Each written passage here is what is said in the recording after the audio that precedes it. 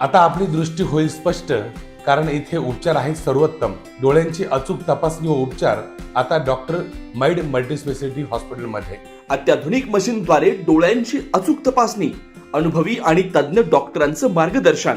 गेल्या वर्षभरात 2,500हून अधिक डोळ्यांवर यशस्वी मोतीबिंदू शस्त्रक्रिया. सर्वसामान्यांना परवडणाऱ्या दरात मोतीबिंदू शस्त्रक्रिया व लेन्सेस उपलब्ध. शासकीय आरोग्य यंत्रणेतील अनास्था आणि ढिसाळ कारभारामुळे मरणानंतरही एका मृतदेहाची कमालीची ससेहोलपट झाल्याचा संतापजनक प्रकार समोर आलाय. तब्बल 2 तास उलटूनही शवविच्छेदन करण्यास टाळाटाळ केली जात असल्यानं संतप्त झालेल्या नातेवाईकांनी थेट राहता ग्रामीण रुग्णालयाच्या मुख्य प्रवेशद्वारासमोर मृतदेह ठेवून आंदोलन करण्याचा इशारा दिला होता.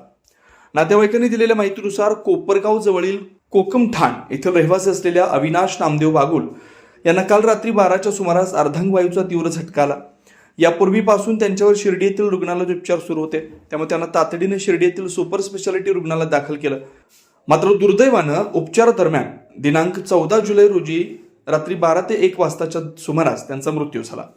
अविनाश नामदेव बागुल यांच्या मृत्यूनंतर पुढील कायदेशीर सोपस्कार आणि शवविच्छेदनासाठी शिर्डी रुग्णालयातील डॉक्टरांनी कोपरगाव पोलिसांना कळवणं आवश्यक होतं. मात्र रुग्णालयानं ही माहिती देण्यास तब्बल 7 तासांचा विलंब केला आणि सकाळी 8 वाजता कोपरगाव पोलिसांना कळवलं.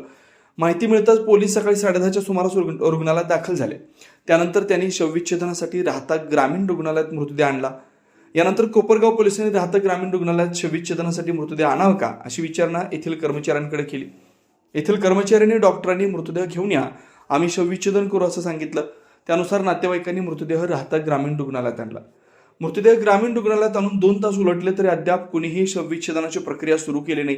रुग्णालयातील कर्मचारी आणि उपस्थित लोक इथे शिर्डीच्या केसेसचे शवविच्छेदन होत नाही असं सांगत नातेवाईकांना उडवाउडवीची उत्तर दिली. गेल्या 2 तासांपासून मृतदेह तसाच पडू नये. जरी तर शिर्डीच्या केसेसचं शवविच्छेदन केलं जात नसेल तर तसं आम्हाला लेखी स्वरूपात द्यावं. गेल्या 4 वर्षातील रेकॉर्ड तपासून दाखवावं अशी मागणी मृतांच्या नातेवाईकांनी केली होती. आधी आम्हाला शिर्डीतून राहता रुग्णालयात पाठवलं, आता राहता रुग्णालय प्रशासन कोपरगावला जाण्यास सांगतंय. एका मृतदेहाला घेऊन आम्ही किती ठिकाणी फिरायचं? जर वरिष्ठ अधिकाऱ्यांनी आम्हाला तातडीने लेखी उत्तर दिलं नाही तर आम्ही हा मृतदेह शासकीय रुग्णालयाच्या गेट समोर ठेवून तीव्र आंदोलन करू असा इशारा संतप्त नातेवाईकांनी दिला होता. मात्र गेल्या 2 तासानंतर नातेवाईकांनी आरडाओरडा केल्यानंतर ग्रामीण रुग्णालयातील कर्मचाऱ्यांनी मृतदेहाला शवविच्छेदनासाठी घेतलं. जरी तर प्रत्येक वेळेस रुग्णांना संघर्ष करावा लागत असेल तर रुग्णांनी जायचं कुठं याकडे जिल्हा चिकित्सक या घटनेची दखल घेतात काय कारवाई करणार किंवा प्रत्येकाला हा त्रास सहन करावा लागेल का? या गंभीर प्रकारामुळे शासकीय रुग्णालयांच्या बेजबाबदार कारभारावर पुन्हा एकदा प्रश्नचिन्ह निर्माण झालंय. माझं नाव दिलीप देवराम सदाशिव, पेशंटचा मी काका आहे. तर पेशंटला रात्री 12 वाजता डोक्यात झटका आला आणि तो पॅरालिसिस सारखा प्रकार होता.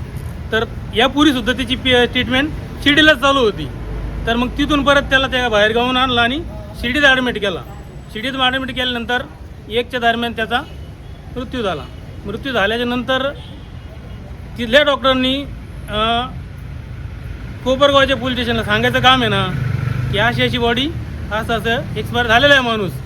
तर त्यांनी ते सकाळी 8 वाजता सांगितलं. 8 वाजता सांगितलं तर 10-10:30ला डिपार्टमेंट तिथून आलं.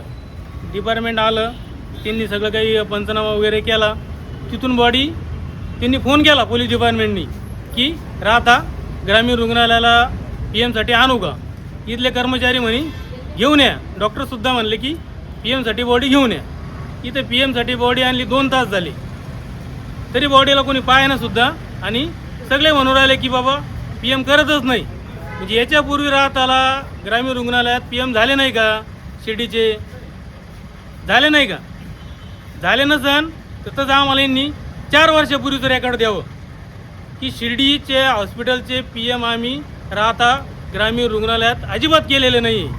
आणि आत्ता जर हे PM नसन करायचं यांना तर वरिष्ठ अधिकाऱ्यांनी आम्हाला पत्र आणि लेखी द्यावं की बाबा आम्ही हे PM करत नाही. नाही तर अन्यथा ही बॉडी आम्ही गेट समोर ठेवून देणार आहे. डॉक्टरांचा फोनच लागत नाही. डॉक्टरांना फोन केला होता, डॉक्टर कॉल पण आपला फोनच लागत नाही त्यांचा. फोन बंद करून ठेवलाय त्यांनी. कारण काय त्यांनी ते आम्हाला मग आता बॉडी परत शिर्डीहून राहत्याला आणली, राहत्याहून परत कोपरगावला घेऊन जायची. कोपरगावचे ग्रामीण रुग्णालय म्हणणार आमच्याकडे त्याचं काही लेखी नाही, तुम्हाला तालुका कोणता येतो, म्हणजे तेच बेचेपाडे पेशंट कोपरगावचं आहे. हां कुंदांबा फाटा चौफुलेवर. आणि ऍडमिट कुठं होतं पेशंट? ऍडमिट शिर्डी सुपरला होतं.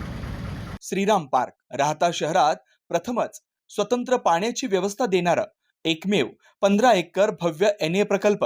NA प्लॉट्स खरेदी सुरू, मोजकेच प्लॉट शिल्लक, तसेच कर्ज सुविधाही उपलब्ध.